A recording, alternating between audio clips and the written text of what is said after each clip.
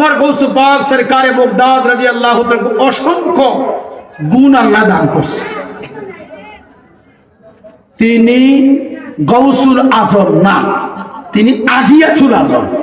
যত গাউস আছে সমস্ত গাউসের গাউস হচ্ছে হুজুর আব্দুল কাদের জিলানী রাদিয়াল্লাহু তাআলা। এটা উচ্চ মাকাম। ওলিদের অনেক স্তর, কেউ কুতুব, কেউ সজীব, কেউ নকিব, কেউ দরবেশ, কেউ আওতাদ, কেউ আরেফ, এরকম ভাবে ওলিদের অনেক স্তর আছে।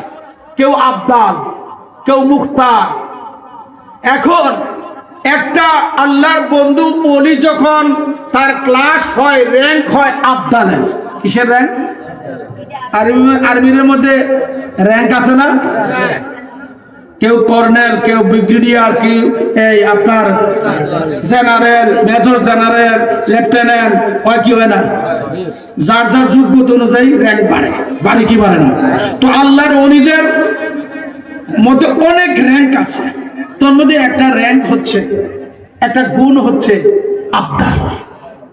আবদাল অর্থ কি? বদল হওয়া। কি হওয়া? মনোযোগ, কি হওয়া? বদল হওয়া। আবদাল কাকে বলে শোনো। এই শাহপুরীর জমিনে ধরেন এখন রাত্র 10:30। কটা? এই 10:30টার সময় একজন আবদাল বইয়া রয়েছে কোন জায়গায়, আর আমরা এই আবদালের সুরত সবাই দেখতেছি। বাজে কটা? আরো জোরে বলেন। ঠিক 10:30টায় এই আবদালকে মিশরের জমিনে দেখা গেছে। এই আবদালকে 10:30টায় আমেরিকায় দেখা গেছে। এই আবদালকে 10:30টায় ব্রিটেন দেখা গেছে। এই আবদালকে 10:30টায় জার্মানে দেখা গেছে। সময় কটা? লোক কয়জন? একজন। কেন যেমনে ওইখানে ওইগুলা জায়গার মধ্যে এমনি সময় একটা। এটাকে বলা হয় আবদালিয়তের মুকাম। জোরে বলুন সুবহানাল্লাহ।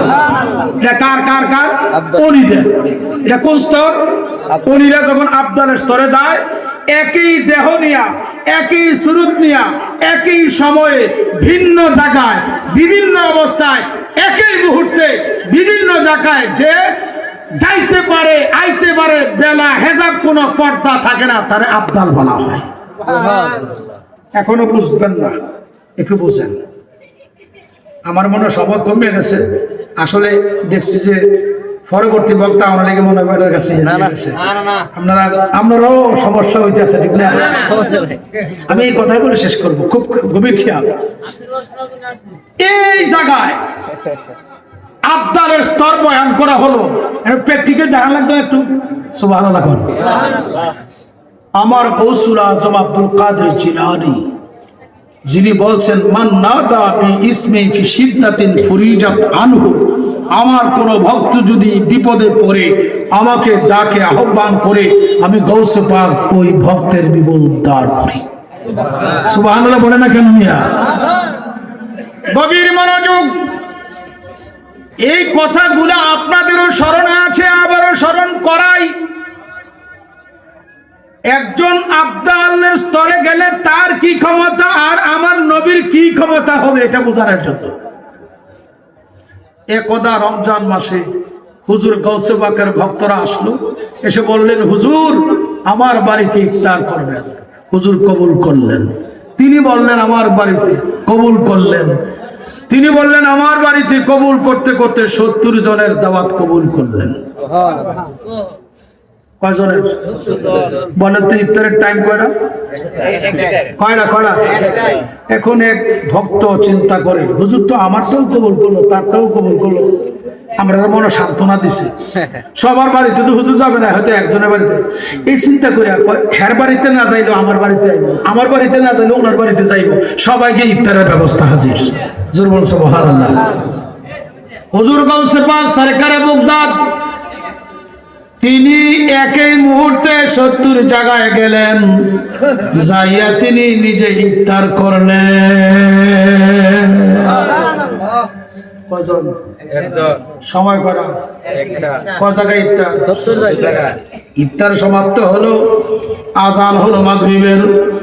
হুজুর গৌসে পাক মাদ্রাসা নিজামিয়া বাগদাদ শরীফে, মাদ্রাসা নিজামিয়ার পাশে মসজিদ, আমার গৌস পাক নিজে ইমাম হলেন, মুক্তাদি কামত দিল।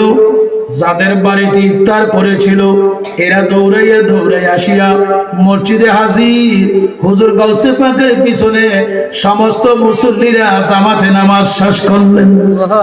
জামাত সমাপ্ত করার পরে এক পীর ভাই আরেক পীর ভাইরে বলে, ভাই তুমি তো হুজুরকে দাওয়াত করছিলা, আমার নসিব ভালো, আমার গাউস আমার বাড়িতে গেছে।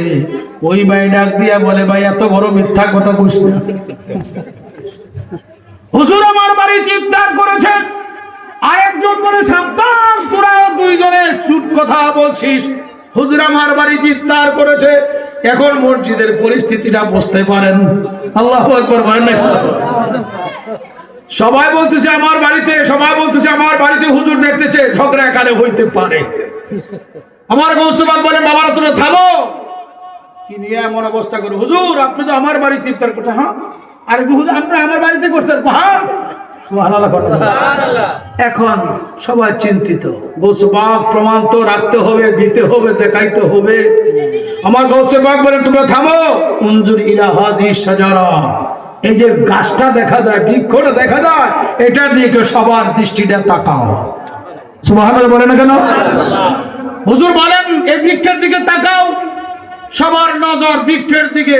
এখন দেখা যায় যেই বাড়িতে যেই রঙের প্লেট, প্লেটে যেই রঙের খাবার, আমার গৌসে পাক ৭০ বাড়িতে একই মুহূর্তে লোকমা দিচ্ছেন।